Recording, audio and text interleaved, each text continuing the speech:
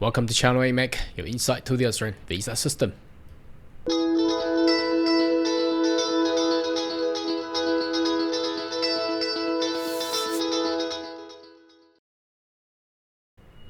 Good day everyone, my name is Carl Young, your online YouTube visa consultant. Are you interested in migrating to Australia?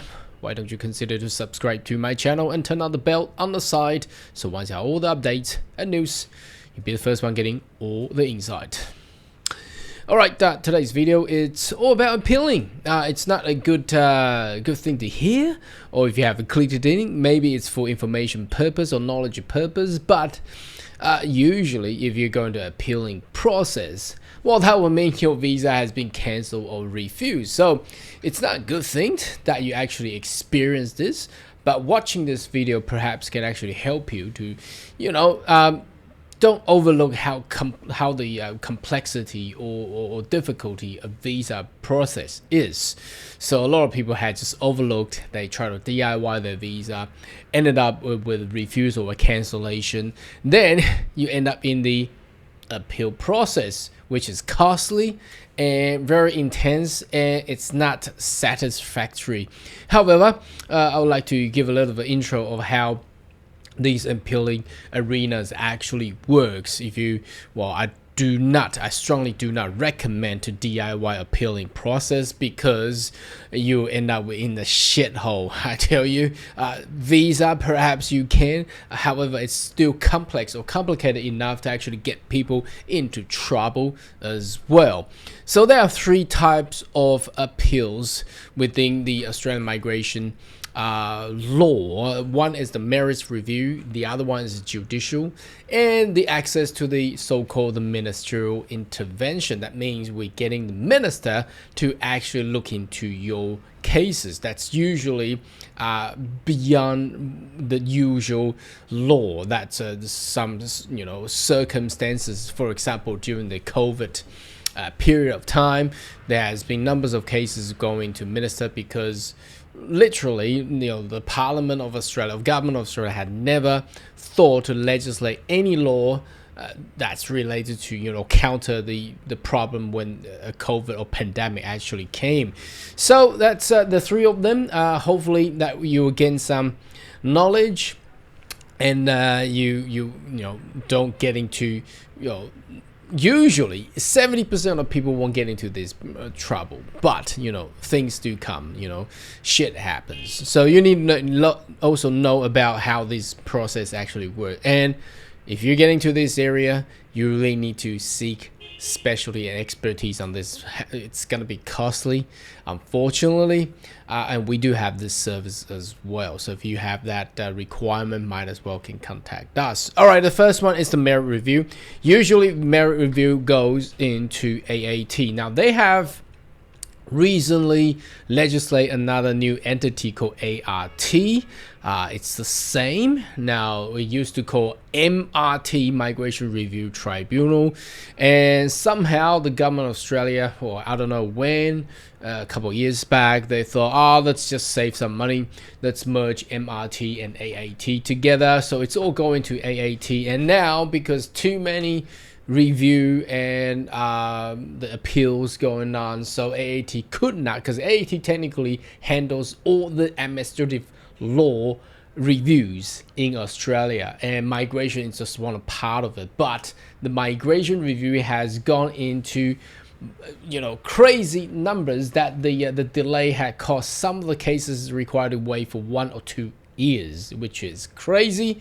Can you imagine these talent skill or migrants, they waited with bridging visa in Australia for 1 or 2 years, that causing all these so-called permanent temporary residents in Australia. So they have thought to actually break it out again, and they don't want to call it MRT because it's going to be the same as previous. They call it ART, so it will be, well, whatever that is. So it's the same organization, it's the same procedures anyway. So you're looking into this AAT, Now there's not much of information here, but it does provide a review on so-called merits review. Now, what is merits review?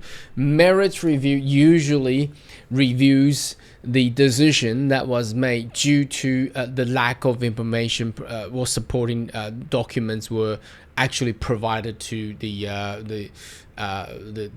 government. That means the immigration department, home affairs, and you appeal because you thought you have a more supporting documents to actually sustain and meet the criteria. That's where the merits review. And in the cancellation cases, usually it's still the same. So for example, they cancel you under student visa because you just didn't go to school or didn't go to uni, and you review it, you appeal against the decision by saying that, well, I have a reasonable evidence. I was sick, I got hijacked, I got car accident, whatever it is, as long as there's a supporting evidence to be provided, that's usually where the merits review will show. So if it can provide and sustain whatever the claim that you have, usually how the AAT will result is they will remit the decision back to immigration to reprocess the actual visa application, and hopefully you get a visa grant. So that's the differences there. Now, a lot of people, again, I need to stress this, don't use review procedure just in a way to prolong your stay in Australia. It's a so-called abuse of the law or policy or regulation, which is no good, because if you get found like this, you probably will be banned, perhaps life. They said 3 or 5 years, but usually will be life. They just don't put it into law practice. Anyhow, because we've been seeing people, they had done so 10 years ago. They wanted to get a visa to return back to Australia for whatever the reason, and just couldn't get it. Visitor visa, travel visa, still get refused. Okay, so do not do that. Now, the other one is the judicial review. Now, judicial review, well, as it sounds, it's more about the judicial. That means the law, and more into the interpretation of whatever the definition that's required. Just giving you an example. So this is above the merits review. It's not about the lack of supporting documents or miss of the supporting documents. It's more about somehow the immigration has defined or misinterpret the actual definitions. Usually it would be some sort of gray areas. For example, the recent cases in the detention of the migrants, or the criminal migrants. Also, another case will give you a little think of this will be a definition in regards to something that they have recently set it up. For example, what is the legitimate investments? Okay, how do they define a legitimate investment? I'm just giving you an example. So because people in Australia may think legitimate investment is this way, but there are so many countries out there, there's so many culture out there. Do they think the legitimate investment the same way in Dubai as what they do in Australia? Now, perhaps not. So people come in, they think they have legitimate investments to meet the criteria, then they'll apply the visa. Obviously, if the visa doesn't go through, then it will be somewhat how you define that phrase of the law. I'm just giving you an example because there's random cases out there. It's crazily out there. So the lawyers will go into the court, in the federal court, to actually debate how this part of the law is actually defined. So in the very pronounced cases was the definition of associate, because that was back in, I don't know how many years back. It's going about the anti-terrorist law, where they have cancel one person's visa due to how the immigration define and interpret associate. So associate can be so broad. It can be your friend, how close is your friendship can be associated, because that person actually done something bad somewhere around the world that relates to a terrorist activities, but then they cancel somebody else, I believe it was a doctor in Australia's visa due to the so-called association. So how can you actually define the actual association? So at that case law, the doctor actually won, but he had enough, so he actually left Australia. So that's where you actually go to judicial review. Now, last but not least, it's the ministerial intervention.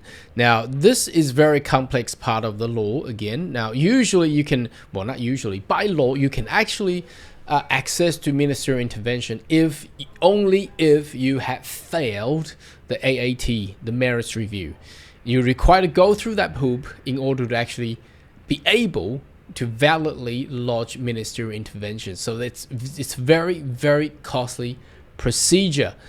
Don't advise anyone to actually do it. Now, how they're gonna do it is the criteria to be met. There is actually a so-called the unique and exceptional circumstances. I've done a specific video on this one. I'm not gonna go through all the detail, but usually it's something that's beyond any regulation or law that has been set out in Australia. For example, what I have explained previously in regards to the pandemic, there's a lot of issue came out because no one thought about to legislate a law for a foreseeable pandemic to come and the border closure, which is pretty extreme. If we go back to 2015 or 2014, no government or no member of parliament will actually thought, oh, let's get prepared because we know that 10 years later or 5 years later there's gonna be a virus coming in and we have a border closure. Everybody will think this guy is crazy, So ministerial intervention is more about dealing with particular cases that is really out of the blue. No one had thought about it, and it's exceptional beyond anything. So we need the minister to actually determine how this case will actually be done. Now, one of the cases I think they have gone through this was the famous tennis player.